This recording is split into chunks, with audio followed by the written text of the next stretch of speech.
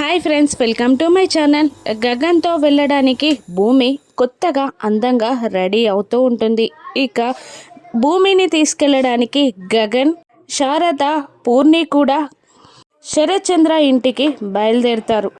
ఇక చెర్రీ ఎలాగైనా ప్రాబ్లంని సాల్వ్ చేయడానికి శరత్చంద్ర ముందుకు వచ్చి ఇలా అంటూ ఉంటాడు, మామయ్య గొడవలెందుకు, ఏదైనా కాస్త కూర్చొని సెటిల్ చేసుకుంటే బాగుంటుంది కదా అని అంటూ ఉండగా ఇక అప్పుడే అపూర్వ కోపంగా కిందికి వచ్చి శరత్చంద్రాన్ని రెచ్చగొట్టడానికి, ఏంట్రా మీ మామయ్యకే మాటలు చెప్పే అంత పెద్దవాడివైపోయావా, అసలు రెచ్చగొట్టింది ఎవర్రా, ఆ గగన్ కాడు కాదా, భూమికి బొట్టు పెట్టి తీసుకెళ్తానని మీ మామయ్యతోనే ఛాలెంజ్ చేస్తాడా వాడు అని అంటూ ఉంటుంది అపూర్వ. దాంతో చెర్రీ షాక్ అవుతాడు. చెర్రీ వెళ్ళి కృష్ణప్రసాద్ని అన్నయ్య ప్రేమిస్తున్నది అని మాట కంప్లీట్ చేయకముందే కృష్ణప్రసాద్ అవును భూమినే అని అనేస్తాడు. దాంతో చెర్రీ గుండె ముక్కలైపోతుంది, షాక్ అవుతూ ఉంటాడు.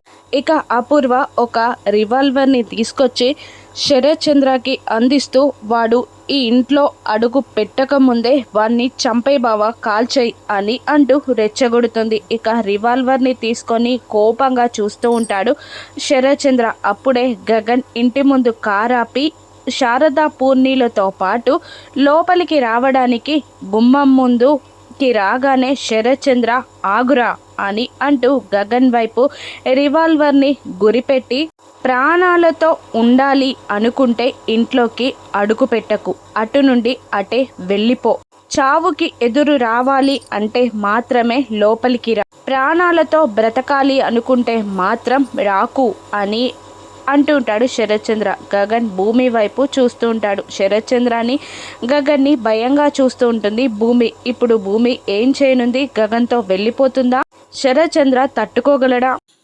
రాను ఎపిసోడ్స్లో చూద్దాం. Thank you for watching.